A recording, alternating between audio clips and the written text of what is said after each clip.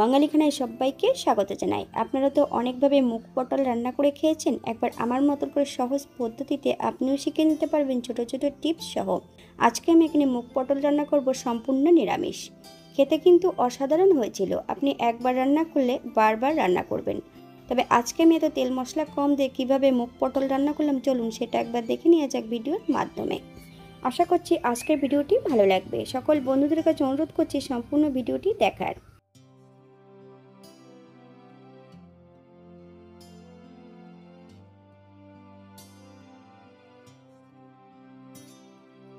এখানে আমি আগের থেকে বেশ কিছুটা পটল আর একটা আলু কেটে নিয়েছি। আপনারা আপনাদের পছন্দ মতন সবজিটা কেটে নিতে পারেন।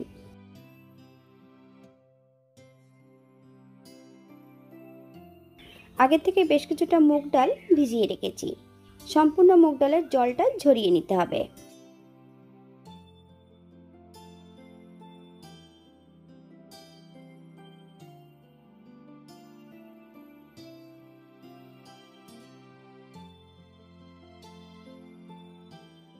হাফ চামচ লবণ, হাফ চামচ হলুদ গুঁড়ো।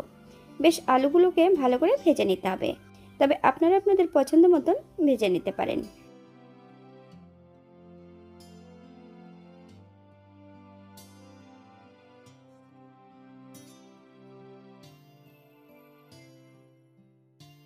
বাঙালি রান্না ঘরোয়া উপকরণ দিয়ে আপনাদের যদি রান্নাগুলো পছন্দ হয় তাহলে চ্যানেলটি সাবস্ক্রাইব করে দিয়ে পাশে থাকবেন। পাশে থাকা বেলটি বাজিয়ে দেবেন, নইলে নিত্য নতুন রান্নার নোটিফিকেশন পাবেন না। আমার চ্যানেলে বিভিন্ন ধরনের নিরামিষ রেসিপি দেওয়া আছে, আপনাদের যদি পছন্দ হয় তাহলে চ্যানেলটি ঘুরে একবার দেখে নেবেন। এই পর্যায়ে সম্পূর্ণ পটলগুলো অ্যাড করব। পটল আর আলুগুলো বেশ ভালো করে ভেজে নিতে হবে।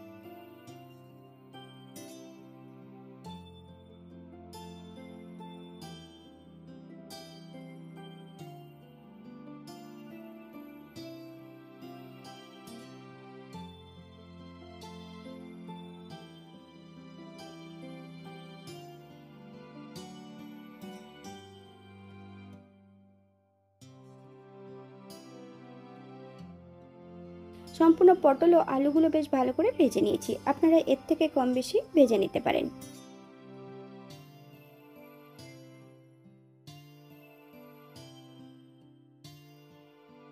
রান্নাটি করছি সর্ষের তেলে।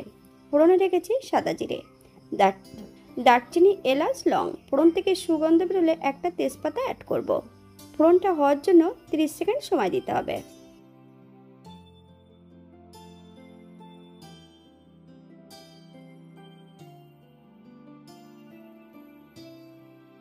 সম্পূর্ণ মুগ ডালগুলো অ্যাড করব। তবে মুগ ডালের বেশ ভালো করে জল ঝরিয়ে নিতে হবে। মিডিয়াম আঁচে বেশ ভালো করে ভেজে নিতে হবে।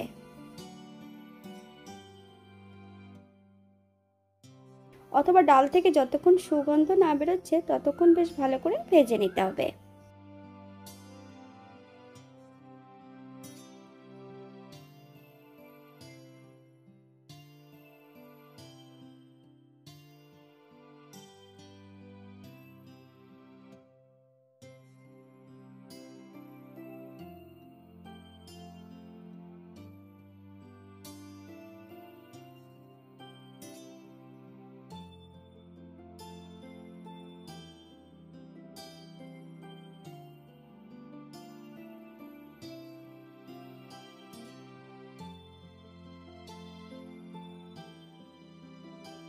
হাফ চামচ লবণ, হাফ চামচ হলুদ গুঁড়ো, 1 চামচ আদা জিরে বাটা। আপনারা লবণটা স্বাদ অনুসারে অ্যাড করবেন।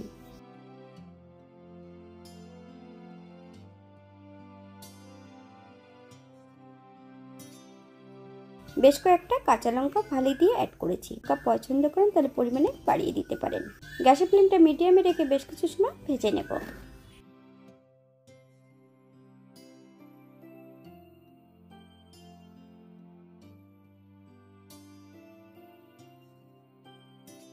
মশলা কষানোর জন্য সামান্য একটু জল অ্যাড করব। মিডিয়াম আঁচে ডাল সহ বেশ মশলা দিয়ে ভালো করে কষিয়ে নিতে হবে।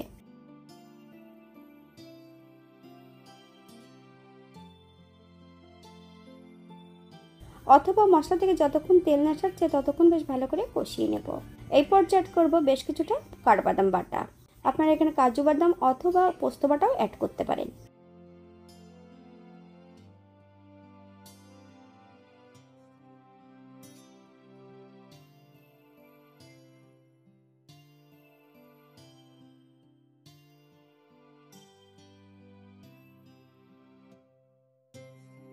সম্পূর্ণ পটল ও আলুগুলো অ্যাড করতে হবে।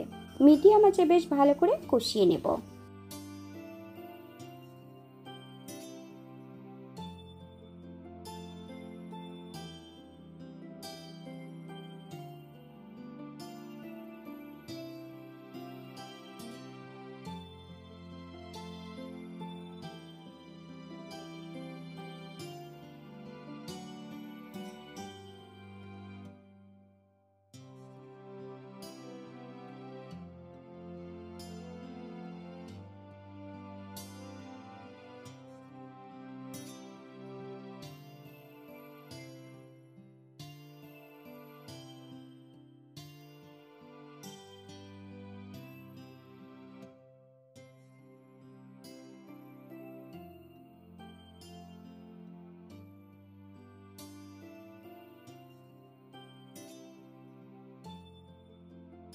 এখানে আমি গ্রেভির জন্য 1 কাপ জল অ্যাড করেছি।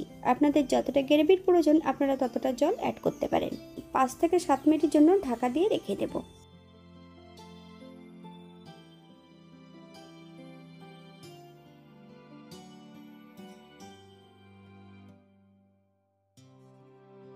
যাতে আলু পটলগুলো সেদ্ধ হয়ে যায়। তবে শুধু ঢাকা দিয়ে রাখলে হবে না, মাঝে মাঝে ঢাকা খুলে একটু নেড়ে দিতে হবে, নইলে কড়াই নিচটাতে লেগে যেতে পারে। বেশ কয়েকটা কাঁচা লঙ্কা অ্যাড করেছি। 1 চামচ চিনি। আপনারা যদি পছন্দ করেন তাহলে পরিমাণে বাড়িয়ে দিতে পারেন। এই পর্যায়ে একবার চেক করে নিতে হবে যে আলু পটলগুলো সেদ্ধ হয়েছে কিনা।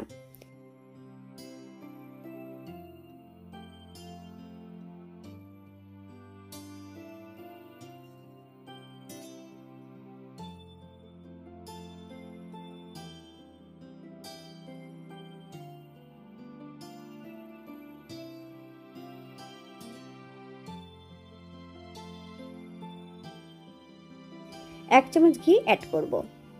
আপনারা যদি পছন্দ করেন তাহলে পরিমাণে বাড়িয়ে দিতে পারেন।